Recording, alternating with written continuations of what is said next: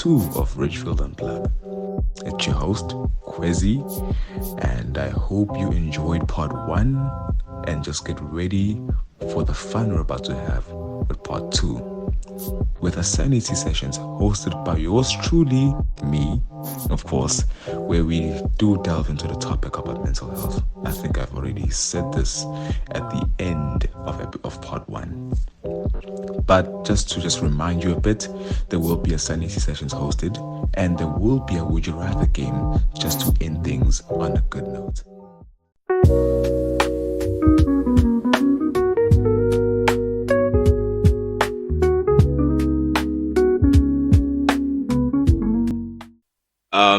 So today's topic on Sanity sessions is going to be about men's mental health. So,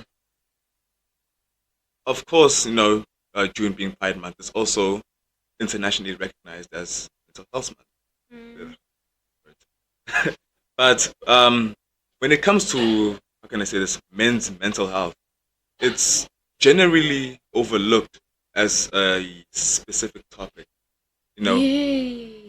because we talk about mental health in different fields, like let's say in school, in work, in the home, for teenagers especially because of us and our hormones and stuff.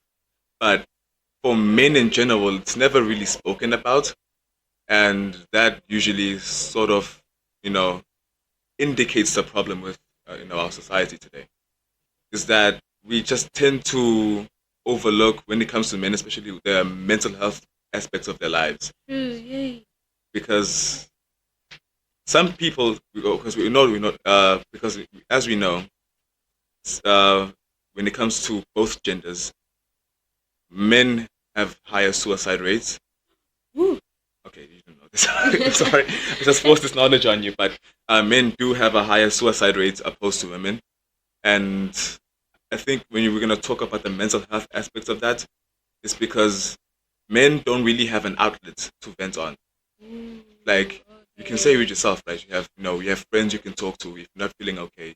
You have this friend and this friend and this friend who I can talk all of my problems with, who will understand how I'm feeling, and then we can get through this together. With guys, we most of the time don't even have that outlet. If it's just that one friend, and that one friend is not going to be of that much help because he also has that thing of, I cannot express, when someone is not used to expressing their feelings, they also don't have a way of dealing when someone expresses their feelings to them. Oh, yes. And also, this comes with the type of friends you have. So keep in mind, a friend of mine in one of my previous friend groups, way back then, sort of, one of my friends was going through sort of a depressive episode. He needed someone to talk to, and the only person he thought was good to talk to them was us as his friends. So he started, opening up.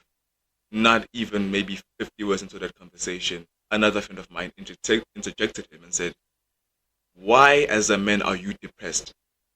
Why are you feeling this way? How about this? You go take some alcohol. No. We go to the club. You sleep with someone, and then you'll be fine." No. No. Honestly, I feel like if this is hectic. It's honestly hectic. Cause when you are trying to literally vent and literally speak out your feelings and how you're feeling, then honestly, it's just it's a lot. And the thing is, with mental health, especially with men's mental health, there's many different factors that contribute to the decline. Them having sort of them having less of an outlet to express themselves is a contributing factor, but there's also many things like their personal relationships. Let's say they're having trouble at work, they're experiencing burnout. There's all these things that just contribute into basically mental health. Honestly, my intake on this whole men's mental health awareness.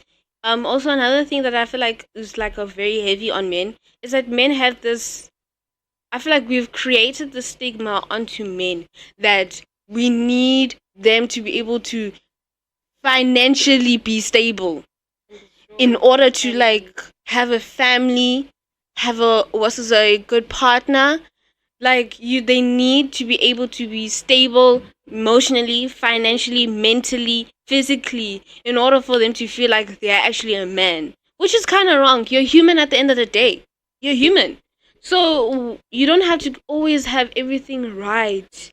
You don't have to always have everything intact, and then you'll finally be able to tackle the world. No, like as a man, it's okay to feel vulnerable.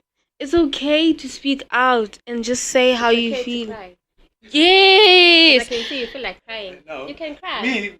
Nah, dog. I'm fine. Bruh. But what I'm saying is, I feel like be vulnerable. There's nothing wrong with being vulnerable. I'm also speaking to you guys out there. There's nothing wrong with being vulnerable. There's nothing wrong with wanting to have someone to speak to you and cry and on their shoulder. If a man is crying, like, I do get it. I love it. I'm not saying, you know, if a man cries, it seems like you're weak or something. It seems like you're a weak man or something. At least don't cry. Have that at least one person to talk to, Yeah. not everyone, because you can't be going around venting with your problems to everyone. You must have at least one person. You cannot tell everyone your problems. True. Because not everyone who's willing to listen is your friend. Yeah.